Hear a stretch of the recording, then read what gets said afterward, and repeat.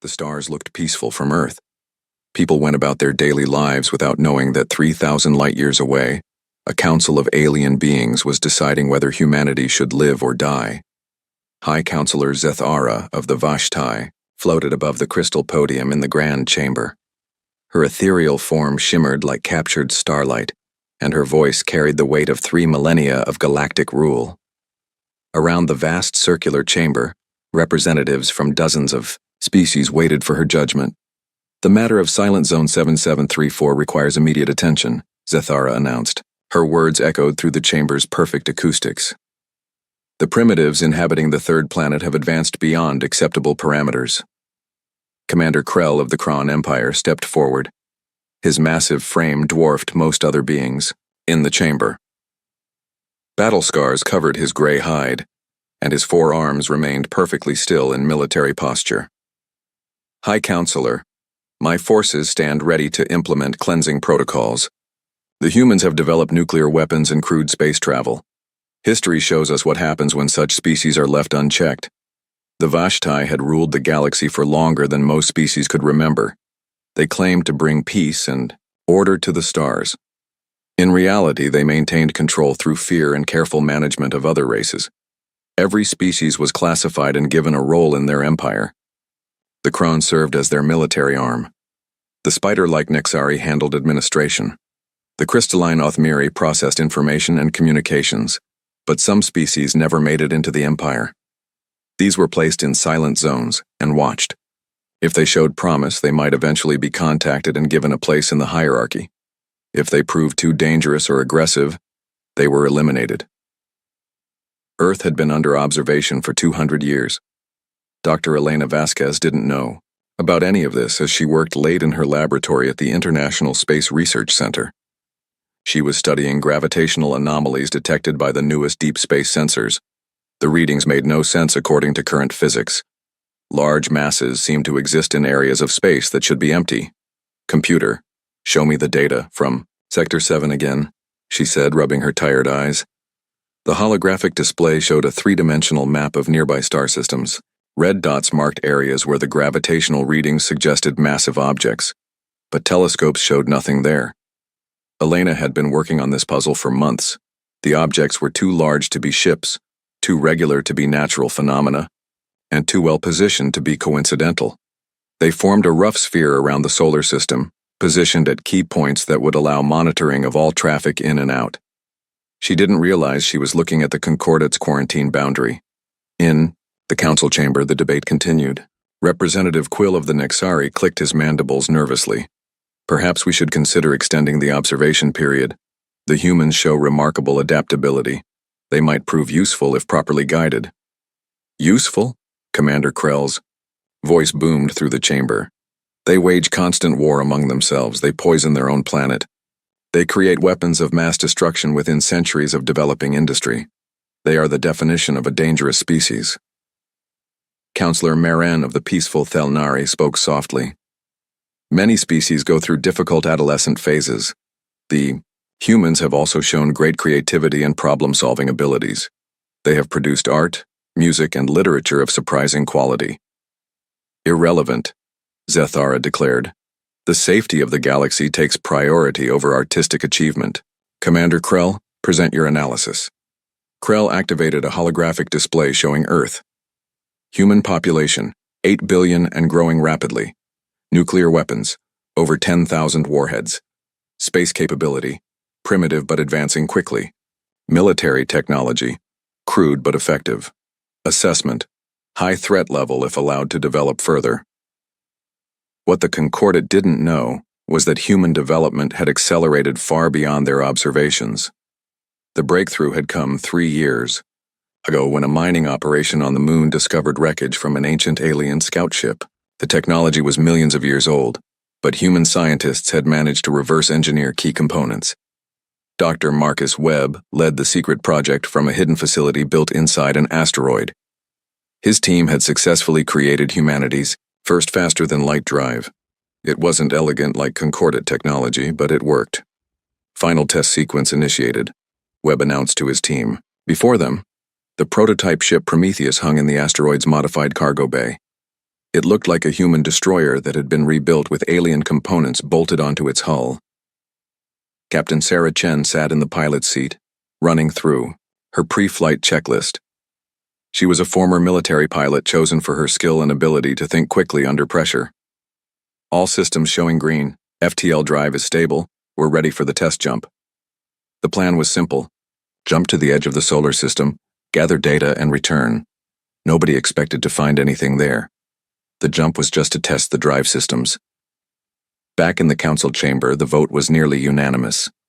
Only the Thelnari representative objected to immediate cleansing. Even the normally cautious Nexari supported action.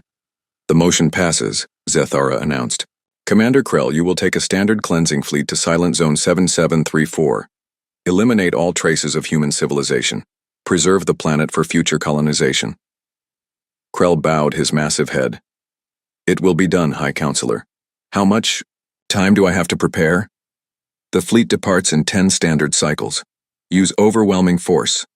We want no survivors and no chance for the humans to send distress signals that might reach other silent zones. As the council dispersed, none of them noticed the small energy signature that appeared briefly at the edge of their sensor range.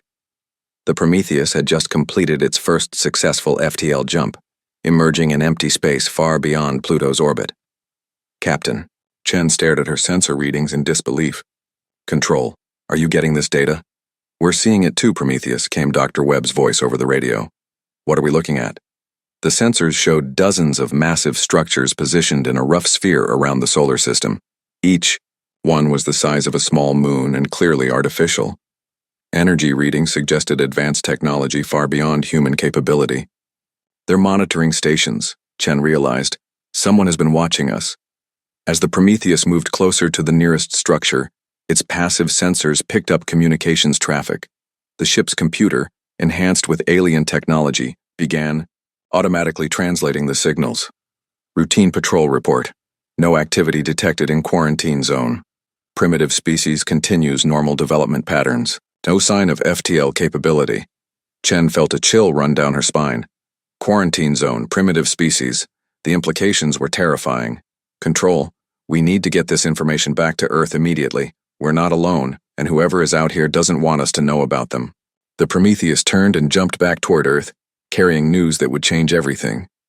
Humanity was not just being watched, they were being contained. And according to the intercepted communications, a cleansing fleet was being prepared. On Earth, Elena Vasquez was still working late when her computer suddenly came alive with new data. The gravitational anomalies she had been tracking were moving. The objects were repositioning themselves into a tighter formation around the solar system. That's impossible, she whispered. Natural objects don't move like that. She didn't know that the Concordat monitoring stations were preparing for the arrival of Krell's fleet. The stations were moving into position to provide real-time intelligence about human resistance capabilities. In the depths of space, Commander, Krell stood on the bridge of his flagship, the Devastator. Around him, 200 warships prepared for the journey to Earth. To Krell, this was just another routine cleansing operation. He had eliminated 17 species over his long career. Humans would be number 18. Commander, his tactical officer reported. All ships ready for departure. Estimated travel time to target, 12 standard cycles. Excellent, signal the fleet we depart immediately. The massive Kron ships engaged their FTL drives and vanished into hyperspace, heading toward Earth. None of them expected any resistance. In 3,000 years of galactic history, no species in the silent zones had ever managed to fight back effectively against a cleansing fleet. But humans had never been cleansed before. As the Prometheus returned to Earth with its shocking discovery, and the Kron fleet began its journey through hyperspace, the galaxy was about to learn that some species don't go quietly into extinction. The Concordat expected silence from humanity. They were about to hear something very different. The emergency session at the International Space Research Center brought together world leaders for the first time in decades. President Martinez of the Americas Federation sat next to Premier Chen of the Asian Alliance. Chancellor Muller of the European Union faced Prime Minister Okafor of the African Coalition. Usually these people could barely agree on trade policies. Today they stared at the same terrifying data. Captain Sarah Chen stood before the assembled leaders, still wearing her flight suit from the Prometheus mission. The evidence is clear. We are being watched by an advanced alien civilization. They have classified us as primitives and placed us under quarantine. According to intercepted communications, a military fleet is coming to eliminate us. President Martinez leaned forward. How long do we have? Based on the energy signatures and communication patterns, approximately 2 weeks before they arrive. The room erupted in panicked voices. Some leaders demanded immediate evacuation plans. Others insisted it had to be a mistake. Premier Chen slammed his hand on the table. Silence. Fighting among ourselves is exactly what got us into this situation. Captain Chen, what else did you discover? Sarah activated the holographic display showing the alien monitoring stations. Each structure is heavily armed and shielded, but their technology appears to be very old. The designs haven't changed in centuries, maybe millennia. They seem to rely on energy weapons and force fields. Dr. Webb joined the presentation. We've analyzed the alien technology from the crashed ship. It's incredibly advanced but also rigid. There's no evidence of innovation or adaptation. Everything is built to exact specifications with no room for modification. What does that mean for us? Asked Chancellor Miller. It means they think in patterns, Elena Vasquez explained, having been brought in as a consultant. Their entire approach to warfare probably follows established doctrines. They expect certain responses and prepare for specific scenarios. And humans don't think in patterns, President Martinez realized. Exactly. We adapt. We improvise. We use whatever works, even if it's not elegant or traditional. While Earth's leaders absorbed this information, the Kron fleet continued its journey through hyperspace.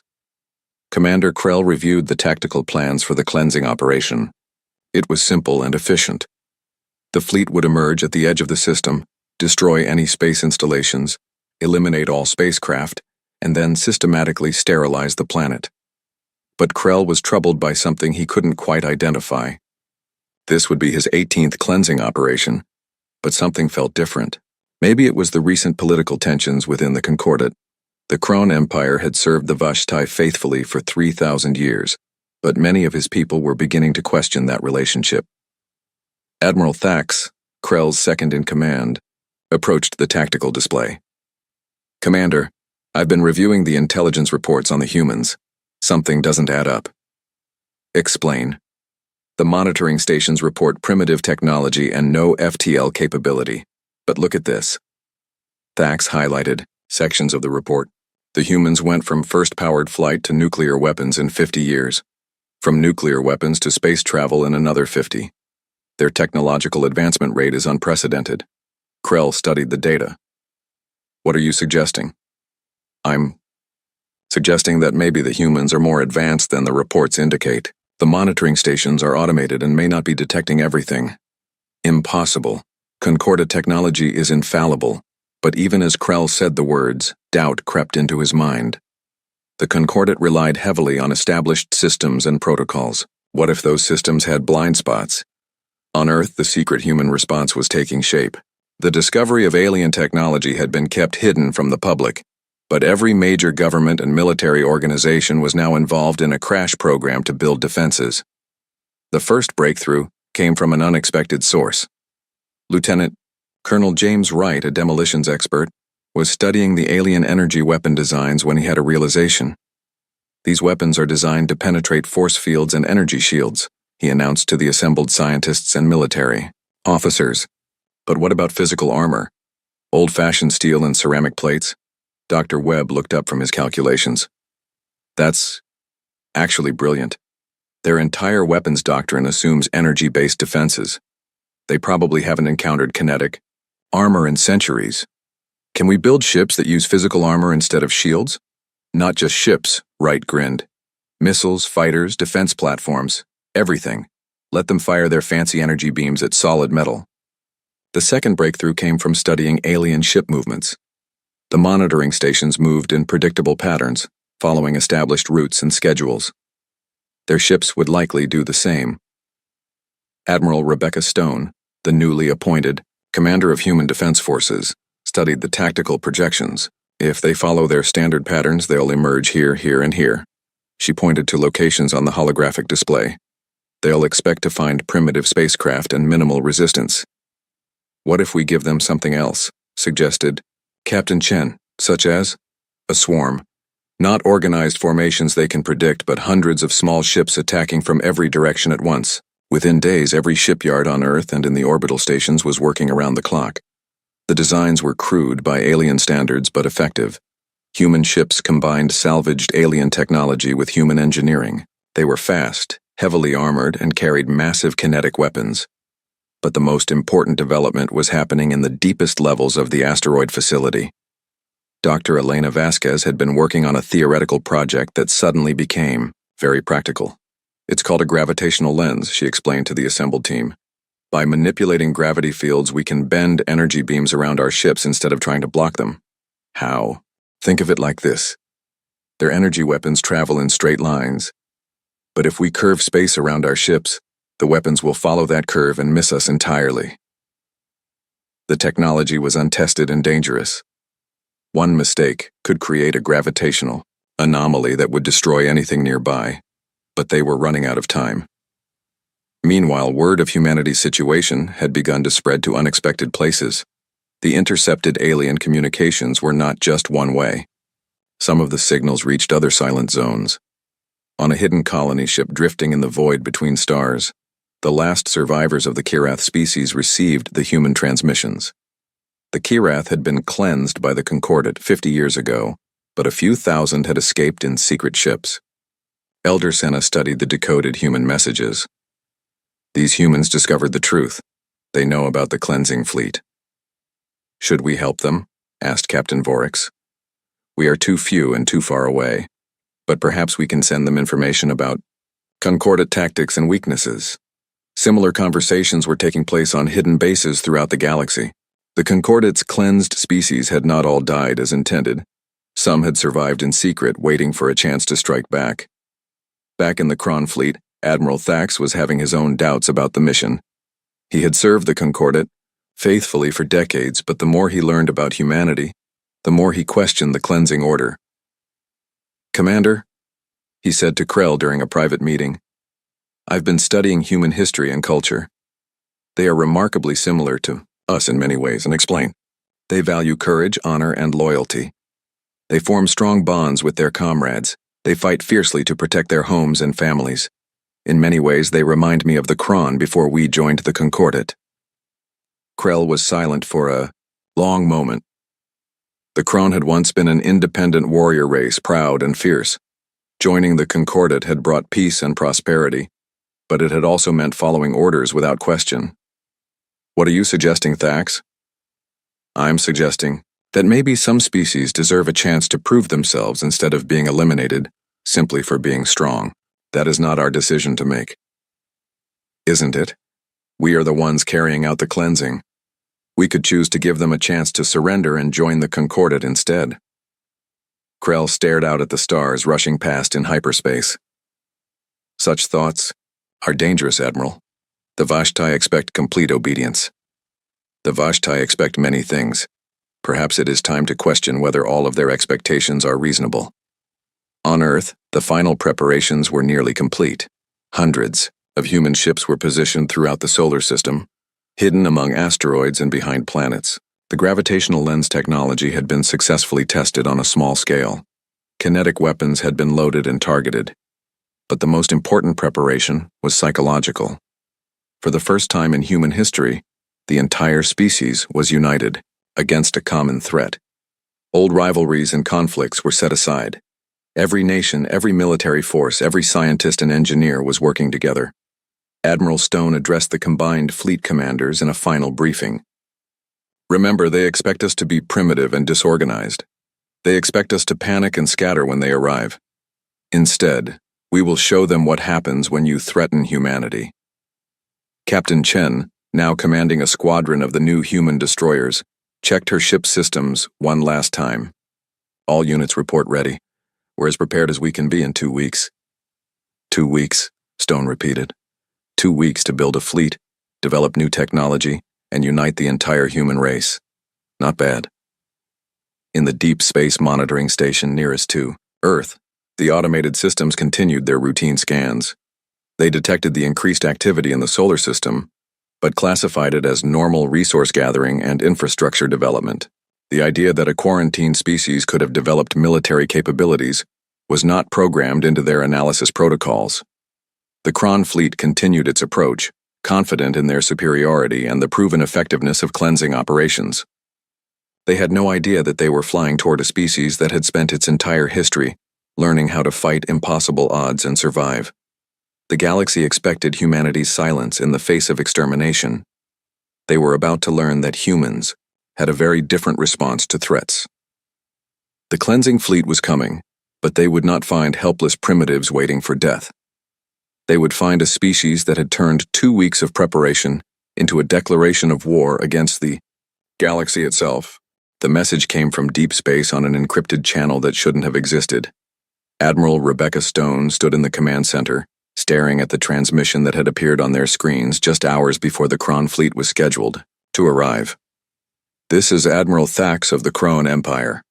I am transmitting on a frequency that will not be monitored by concordate forces. I have information about the approaching fleet that may help your species survive." The entire command staff was silent.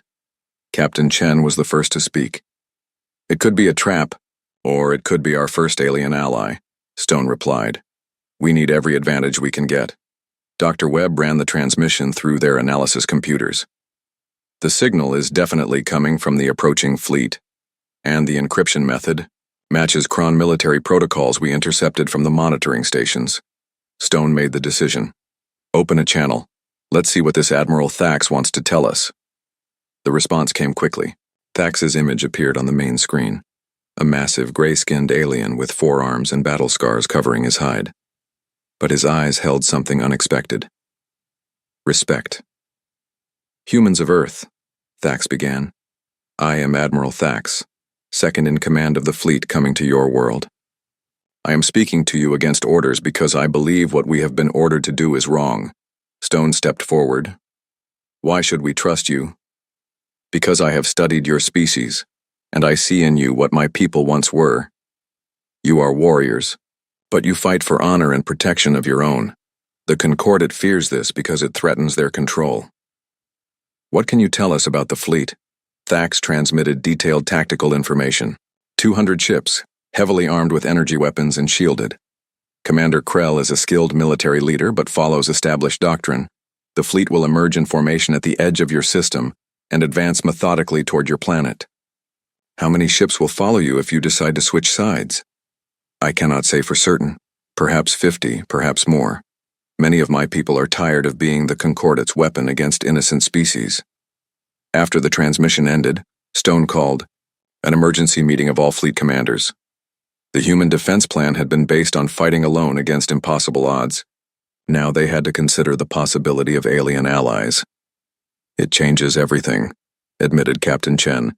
"With 50 Kron ships on our side, we actually have a chance of winning, instead of just making them pay a heavy price.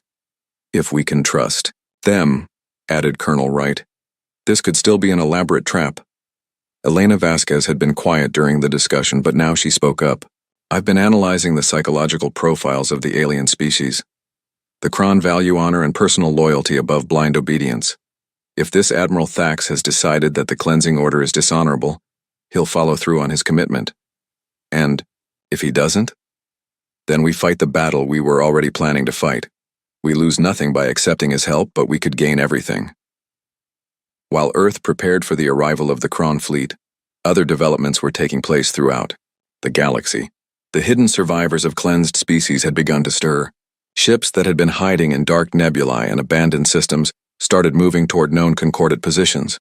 The Vashtai High Council remained unaware of these movements. Their attention was focused on more immediate concerns. Reports were coming in of unrest on several concordate worlds. The Nexari had filed complaints about resource allocation. Even the normally obedient Othmiri were asking questions about concordate policies. High Counselor Zethara floated in her private chambers, reviewing intelligence reports. The galaxy that had been stable for 3 millennia was showing signs of instability. Perhaps the cleansing of the humans would serve as a reminder to other species about the cost of defying concordate authority. She activated a communication link to Commander Krell's fleet. Status report. Krell's voice came through clearly despite the vast distance. We will arrive at the target system in 6 standard hours. All ships ready for cleansing operations. Excellent. Make this operation visible to our monitoring networks. Let other species see what happens to those who develop beyond their assigned limits. What Zethara didn't know was that her communication was being intercepted by Admiral Thax, who immediately forwarded it to Earth. The humans now knew that their battle was meant to be an example to the rest of the galaxy. Then let's give them an example they'll never forget, Admiral Stone declared. The final preparations on Earth were unlike anything in human history. Every major asteroid in the solar system had been turned into a weapons platform. Ships were hidden behind planets and moons. The gravitational lens generators had been positioned at key points throughout the system. Dr. Elena Vasquez made the final adjustments to the gravitational control systems from her command post on Ceres. All lens generators are online and synchronized. When the Kron ships start firing, their energy beams will bend around our ships and be redirected back at them. What about their kinetic weapons? Asked Stone over the communication link. The gravitational fields will accelerate our projectiles and slow down theirs. It's not perfect, but it should give us a significant advantage. Captain Chen was aboard. Her flagship, the destroyer Defiance, positioned behind Mars with 50 other human ships. All units in position. We're ready to show these aliens how humans fight. The moment arrived with little fanfare. Space simply rippled, and suddenly 200 massive alien ships appeared at the edge of the solar system. The Kron fleet emerged from hyperspace in perfect formation, their dark hulls gleaming with energy shields and weapon arrays. Commander Krell stood on the bridge of his flagship studying the sensor readings. Tactical, report. Scanning the HFY system now, Commander. Detecting multiple artificial energy signatures throughout the inner planets. Considerably more activity than expected for a primitive species. Elaborate. The readings suggest the presence of several hundred spacecraft and significant industrial installations. This is far beyond what was reported by the monitoring stations. Krell felt a cold certainty settle in his stomach. The humans were more advanced than anyone had realized. This would not be a simple cleansing operation. Admiral Thax approached from the communication station. Commander, I'm receiving a transmission from the third planet. They're requesting permission to surrender and negotiate terms. Krell studied his second-in-command carefully. That's unusual. Most species either flee or fight desperately. They don't try to negotiate. Perhaps these humans are more intelligent than previous targets. Perhaps open a channel. Admiral Stone's image appeared on the main screen. She was wearing a military uniform that Krell recognized as indicating high rank. Behind her he could see what was clearly a sophisticated command center. I am Admiral Rebecca Stone, representing the Unified Military Forces of Earth. We understand that you have been sent to destroy our civilization. That is correct, Krell replied. However, you have requested negotiation. The Concordat does not typically negotiate with species in silent zones. We're not asking the Concordat to negotiate. We're asking you personally as a military commander. You have a choice to make. Explain. You can proceed with your orders and attack a species that has never threatened the Concordat, or you can stand with us against a system that treats entire civilizations as disposable. We know about the other species you've cleansed. We know about the hidden survivors who are tired of running and hiding. Krell was silent for a long moment. Around the bridge, his officers watched nervously. Finally, he spoke. What exactly are you proposing? A new way, an end to the cleansing programs. A galaxy where species are judged by their actions, not their potential threats. And if I refuse? Stone's expression hardened. Then you'll discover that humans don't die quietly. The transmission ended, leaving the Kron bridge in tense silence. Admiral Thax stepped closer to Krell. Commander, she's right. We have a choice. We have orders. We have conscience. Krell looked around at his officers. These were Kron warriors who had served faithfully for decades. But he could see doubt in their eyes, the same doubt he felt himself. Signal the fleet, he finally said. All ships hold position. I need to think. But even as Krell wrestled with his decision, other forces were already in motion. Throughout the galaxy, the hidden survivors of previous cleansings were emerging. from their hiding places. Ships that had been thought destroyed were powering up weapons and shields. The Kirath survivors had reached the edge of the solar system and were approaching the Kron fleet from behind. Similar groups of survivors were moving toward Concordat installations throughout the galaxy. On Earth, Elena Vasquez watched the gravitational sensors with growing excitement. "Admiral, we're detecting massive energy signatures approaching from multiple vectors. It's not just the Kron fleet anymore." "Explain." "At least a dozen different ship types are converging on this system. Some are approaching the Kron fleet, others are heading for the monitoring stations." Admiral Stone realized what was happening. The other species, the survivors. They're using our battle as a signal to start their own rebellion. In the Kron fleet, Admiral Thax was receiving similar reports. "Commander, we're being approached by ships belonging to species that were supposedly cleansed decades ago. They're not attacking, but they're definitely taking positions around us." Krell studied the tactical display. The situation had become far more complex than a simple cleansing operation. This was rapidly becoming a galaxy-wide rebellion against Concordat authority. "Sir," his communication officer called out, "we're receiving a transmission from the Kirath ship approaching from our stern." "The Kirath were cleansed 50 years ago." "Apparently not all of them, sir." The transmission opened to show an elderly alien with deep, intelligent eyes. "Commander Krell, I am Elder Senna of the Kirath. Survivors. We have come to offer our services to any Kron ships that choose to stand with justice rather than tyranny. The Kirath serve no one. Today, we serve the idea that no species should be eliminated simply for existing. Will you join us?" Krell looked at the tactical display showing hundreds of ships from multiple species converging on his position. The humans had somehow triggered a galaxy-wide revolution simply by refusing to accept their fate quietly. "Admiral Thax," he said finally. "Yes, Commander. Signal our ships. Any captain who wishes to stand with the humans and their allies may do so. Any who wish to follow original orders may also do so. Today, each Kron chooses for himself." The response was immediate. Ship after ship signaled their intention to join the rebellion. Within minutes, Krell found that over half his fleet had chosen to switch sides. "Well," he said to Thax, "it appears we're no longer serving the Concordat." "No, sir. Today we serve something better." As word of the fleet's defection spread through quantum communication networks, the galaxy began to realize that the age of Concordat dominance was ending. The humans had done more than just prepare to defend themselves. They had sparked a revolution that would change everything. The battle hadn't even begun, and already the galaxy would never be the same. The first shot of the war came from an unexpected source. High Admiral Zethera, monitoring the situation from her flagship in a nearby system, had grown tired of waiting for results. When she saw that half the Kron fleet had defected, she decided to take direct action. "Fire on the human planet immediately," she ordered Captain Veltar of the HFY destroyer Eternal Judgment. "If the Kron will not do their duty, we will complete the cleansing ourselves." The HFY ship emerged from hyperspace at the edge of the solar system and immediately began charging its planet-killer weapon.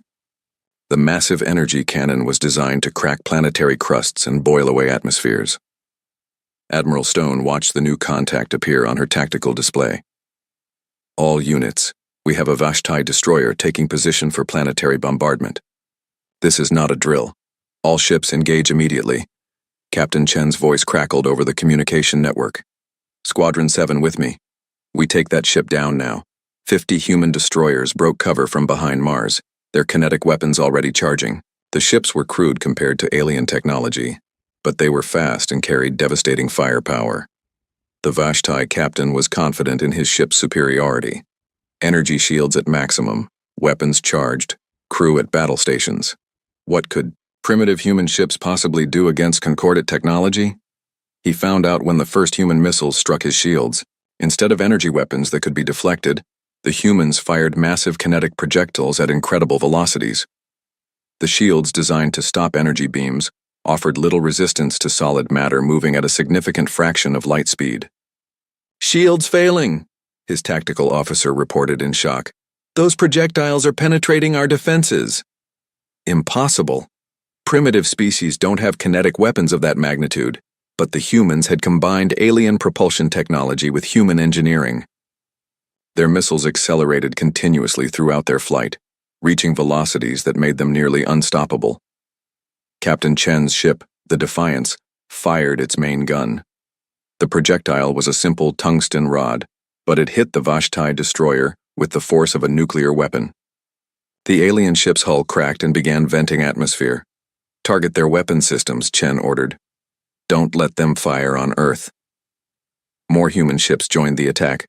The Vashtai destroyer tried to return fire, but Elena Vasquez's gravitational lens system deflected their energy beams back at their own ships. The alien captain watched in disbelief as his own weapons fire curved around the human ships and struck his escorts. "What manner of technology is this?" he demanded. His science officer was frantically analyzing the sensor data. "They're manipulating gravitational fields, sir. It's theoretically possible but requires incredible precision and power generation. Can we counter it?" "Not with our current weapon systems, sir. We would need to recalibrate everything." But there was no time to recalibrate. The human ships swarmed around the Vashtai destroyer like angry insects. Their attacks came from every direction at once, with no pattern or formation that could be predicted or countered. Admiral Thax, watching from the Kron fleet, was amazed by human tactics. "They fight like nothing I've ever seen. No formation, no established doctrine, just pure aggression and adaptation." Commander Krell nodded grimly. "This is what we were sent to cleanse, a species that refuses to fight by anyone else's rules." The Vashtai destroyer Eternal Judgment exploded in a brilliant flash of light, its planet-killer weapon overloading and detonating the ship's power core. The explosion lit up the entire solar system and sent a message that rippled across the galaxy through quantum communication networks. The humans had just destroyed a Vashtai warship. In the Grand Council chamber, High Counselor Zethara received the news with shock and rage. "How is this possible? The humans are supposed to be primitive." "High Counselor," her aide reported nervously. "We're receiving reports of uprisings throughout the galaxy. The destruction of our ship seems to have triggered coordinated attacks on our installations." "What kind of attacks?" "The survivors, High Counselor. The species we thought we had cleansed are emerging from hiding. They're attacking monitoring stations, supply depots, and isolated patrol fleets." Zethara realized the magnitude of what was happening. The humans hadn't just defended themselves. They had somehow coordinated a galaxy-wide rebellion against Concordat authority. "Signal all fleets. Return to home systems immediately. We are under attack." But it was too late to contain the situation. The news of humanity's victory spread faster than any fleet could travel. On world after world, subjugated species began to question Concordat authority. In the solar system, the real battle was just beginning. The remaining Kron ships, loyal to the Concordat, had finally received direct orders to proceed with the cleansing, regardless of defections. Captain Mordak, commanding the loyal faction, addressed his remaining 100 ships. "Warriors of the Kron Empire, we have served the Concordat faithfully for 3,000 years. We will not abandon our duty because of sentiment or doubt. Today we cleanse this system and restore order to the galaxy." The loyal Kron ships advanced in formation toward Earth, their weapons charging and shields at maximum. They represented the finest military technology in the galaxy, operated by experienced warriors who had never known defeat. Admiral Stone coordinated the human response from her command ship. "All units engage at maximum range. Don't let them get close to the inner planets." The battle was joined across millions of kilometers of space. Human ships darted between asteroids and planetary moons, using their superior speed and maneuverability to avoid the heavy weapons of the Kron fleet. The aliens fired massive energy beams that could vaporize mountains, but the beams curved around human ships thanks to the gravitational lens system. "Their shields are adapting," Elena Vasquez reported from her control station. "The gravitational fields are becoming less effective as they modify their weapon frequencies." "Then we adapt too," Stone replied. "All units switch to kinetic bombardment. Overwhelm their defenses with volume of fire." Hundreds of human ships opened fire simultaneously. Thousands of projectiles filled space, creating a deadly storm of metal and explosives. The Kron shields could stop energy weapons, but kinetic attacks from every direction at once was something their technology wasn't designed to handle. Admiral Thax watched the battle from his position with the defector fleet. "Commander Krell, the humans are magnificent warriors, but they're going to lose. There are too many loyal ships and Kron armor is too strong." "Then we should help them," Krell decided. Signal our ships. We join the battle on the human side. Sir, that means fighting our own people. Yes, but it's the right thing to do. The defector Kron ships entered the battle, attacking their former comrades from behind. The Loyalist fleet found themselves caught between human forces and their own rebellious officers. The galaxy's most disciplined military force began to fracture under the strain of civil war. Captain Mordak raged as he saw Kron ships firing on each other. Traitors, you betray everything we stand for. We stand for honor, Thax replied over the communication channel. And there is no honor in destroying innocent species. The battle raged for hours. Ships exploded in brilliant flashes. Debris filled space around Earth. But slowly the tide began to turn. Human tactics and technology, combined with Kron firepower and defector intelligence, began to overwhelm the Loyalist forces. Captain Chen led a squadron of human ships in a desperate attack on Mordak's flagship. All ships concentrate fire on their command vessel. If we can take out their leadership, the rest might surrender. The human ships dove toward the massive Kron battleship, dodging defensive fire and launching everything they had. Kinetic projectiles slammed into the alien hull, while captured energy weapons added to the assault. Mordak's ship began to list as systems failed throughout the vessel. All ships withdraw to hyperspace. We cannot win this battle. But as the surviving Loyalist ships prepared to retreat, they received an unexpected transmission. High Admiral Zethara herself appeared on their screens, her ethereal form radiating fury. There will be no retreat. The humans must be destroyed, regardless of cost. I am bringing the full Concordate fleet to finish what you could not. The transmission cut out, leaving the battlefield in stunned silence. The Concordate had never committed their full military might to a single operation. If they were bringing everything, it meant they considered humanity an existential threat to their empire. Admiral Stone addressed all ships in the system. You heard her.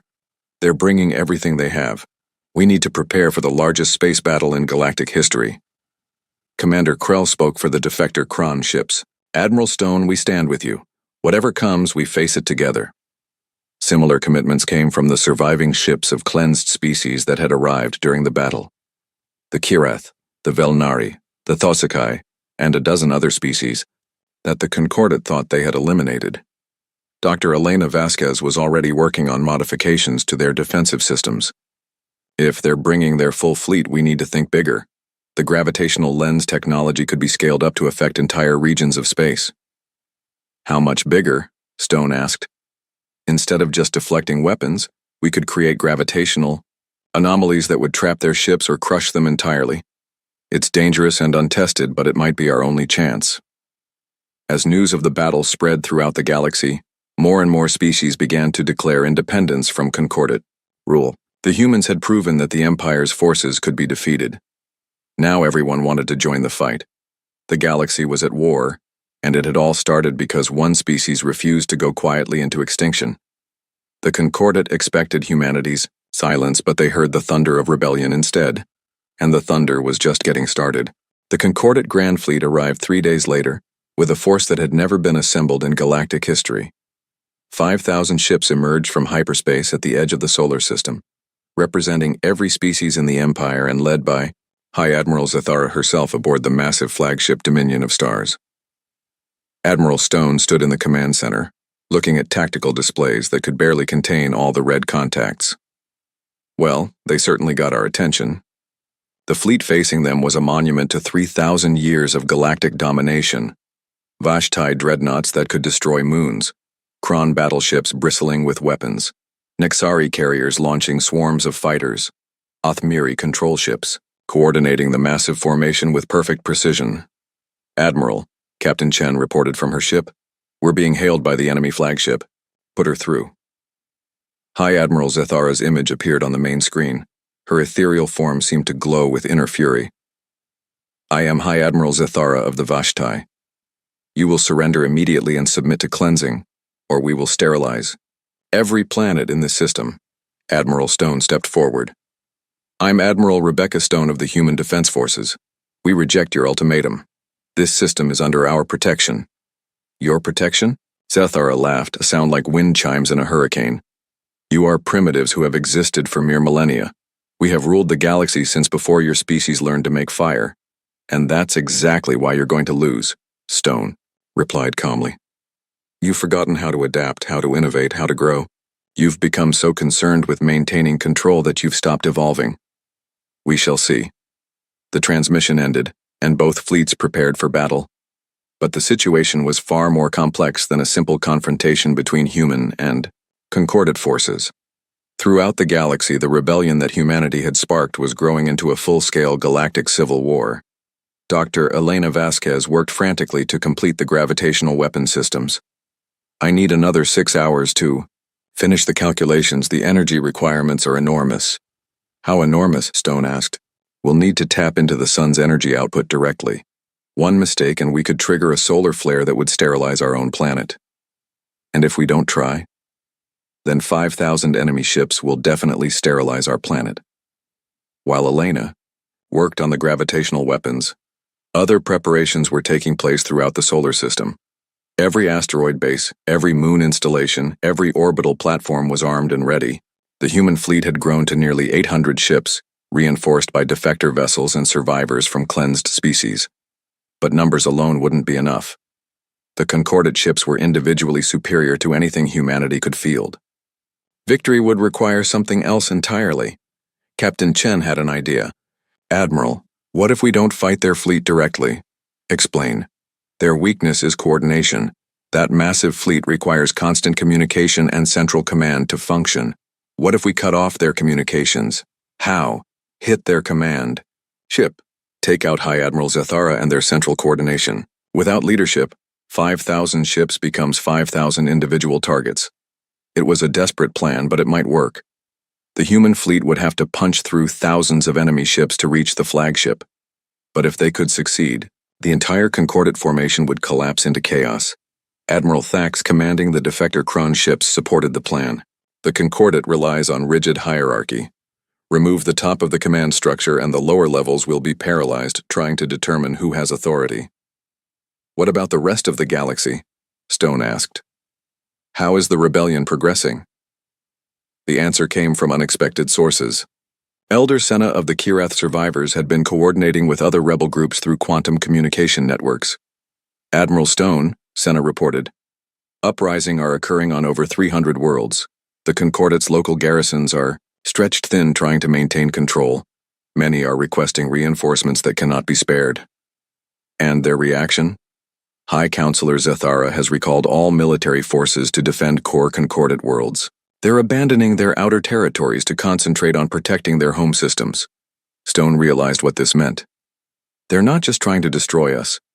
They're trying to make an example that will terrify other species back into submission. Exactly. If they can crush humanity publicly and decisively, they believe the other rebellions will collapse. Then we can't let them win. The battle began with a probe attack by Concordate fighters. Thousands of small craft swept toward the human positions, testing defenses and gathering intelligence. Human interceptors met them in the space between Mars and Jupiter, and the first skirmishes revealed immediately that this would be unlike any previous space battle. The alien fighters used energy weapons and relied on shields for protection. Human interceptors used kinetic weapons and heavy armor. When the two forces clashed, alien shields proved inadequate against solid projectiles, while human armor absorbed energy weapon hits with minimal damage. Their fighters can't penetrate our armor, reported Squadron Leader Martinez. But their energy weapons are draining our power systems. We can't maintain this indefinitely. Fall back to the asteroid fields, Chen ordered. Use the rocks for cover and make them come to us. The alien fighters pursued the retreating humans into the asteroid belt, where they discovered another nasty surprise. The asteroids themselves had been weaponized. As alien ships moved between the rocks, hidden launchers opened fire from multiple directions. High Admiral Zathara watched the engagement with growing concern. How are primitives achieving such tactical coordination? Their fighters move like a single organism. Her tactical officer studied the sensor readings. They're using short-range quantum communication, High Admiral. But the technology is completely different from our systems. It's crude, but effective. And their weapons? Pure kinetic energy, High Admiral. No energy signatures, No electromagnetic emissions. Just solid matter moving at extreme velocities. Zethara realized that the humans had developed an entirely different approach to warfare. Every assumption the Concordat had made about space combat was being challenged by opponents who fought by completely different rules. Signal the fleet. Full advance. We end this now. The massive Concordat fleet moved toward Earth in perfect formation. 5,000 ships advancing in coordinated waves, their combined firepower capable of destroying planets. It was the most impressive display of military might in galactic history, and it flew directly into Elena Vasquez's gravitational trap. Activating gravitational lens network now, Elena announced from her control station on Ceres. All stations, report ready. Space itself began to warp around the approaching fleet. The carefully calculated gravitational fields created invisible barriers and channels that guided the Concordat ships into predetermined positions. The aliens found their formations disrupted as their ships were pulled off course by forces they couldn't see or understand. "What's happening to our navigation?" demanded Captain Coulthard of the Vashitai cruiser Stellar Wrath. "Unknown gravitational anomalies throughout the combat area," his navigator reported. "Our ships are being pulled off course by invisible forces." High. Admiral Zethara realized that the humans had somehow weaponized gravity itself. "All ships, emergency thrust to escape gravitational effects." But it was too late. The human fleet struck while the Concordat formation was in chaos. 800 human ships attacked from multiple directions simultaneously, their kinetic weapons tearing through alien formations that could no longer maintain coordinated defenses. Captain Chen led the assault on the flagship, diving through layers of defending ships with her squadron of destroyers. Target their communication arrays, cut off their ability to coordinate the fleet. The human ships swarmed around the massive dominion of stars like insects attacking a giant. Their kinetic weapons hammered at the flagship's shields and hull, while electromagnetic pulse warheads knocked out communication systems. High Admiral Zethara found herself isolated on her own bridge as human weapons systematically destroyed her ship's ability to command the fleet. "Signal all ships. Independent action authorized. Destroy everything in this system." But the signal never got through. Human jamming had cut off fleet communications, and the gravitational anomalies were interfering with quantum transmissions. 5,000 ships suddenly found themselves fighting as individuals instead of a coordinated force. Admiral Stone coordinated the human response from her flagship. "All units exploit their confusion. Don't let them regroup." The battle raged across the entire solar system.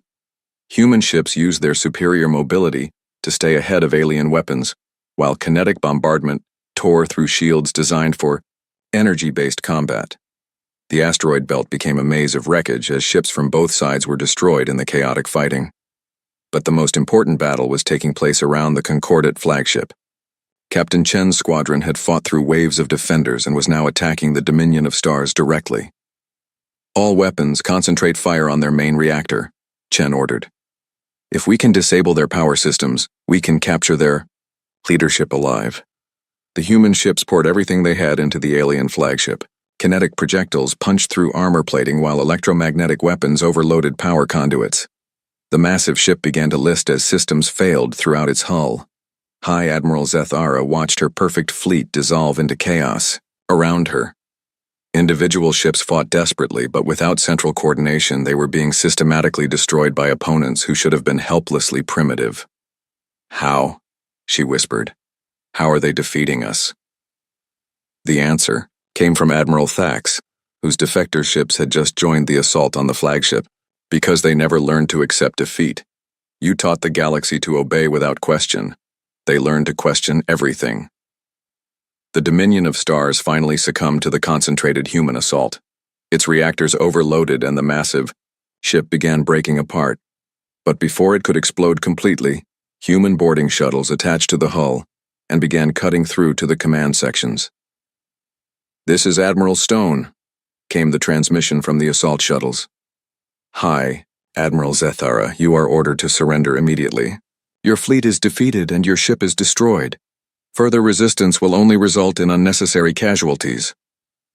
Zethara looked around her ruined bridge. Half her crew was dead or unconscious. The other half stared at her, waiting for orders that would never come. "I surrender," she finally whispered. The word spread through the remaining Concordate ships like wildfire. Their supreme commander had surrendered. The fleet that had never known defeat had been crushed by primitives who weren't supposed to have spaceflight. One by one, alien ships began standing down. Some tried to flee to hyperspace, but human pursuit ships followed them through FTL and continued the attacks. Others simply shut down their weapons and waited for instructions. The Battle of Sol was over. Humanity had won. News of the victory spread across the galaxy faster than any ship could travel. On world after world, the rebellion against Concordate rule exploded into open revolution. Species that had been subjugated for millennia threw off their chains and declared independence. Admiral Stone stood on the bridge of the captured Dominion of Stars, looking out at the wreckage of the greatest fleet in galactic history. Around her, representatives from dozens of formerly enslaved species were beginning to arrive. "What happens now?" asked Elder Senna of the Kirath. "Now we build something better," Stone replied. "A galaxy where species are free to grow and develop without fear, where strength is used to protect the weak instead of enslaving them." Commander Krell of the Defector Kron forces nodded approvingly. "The humans have shown us a new way.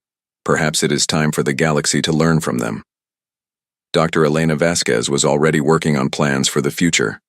"We'll need to establish communication networks, trade agreements, mutual defense pacts, and we'll need to explore beyond the galaxy."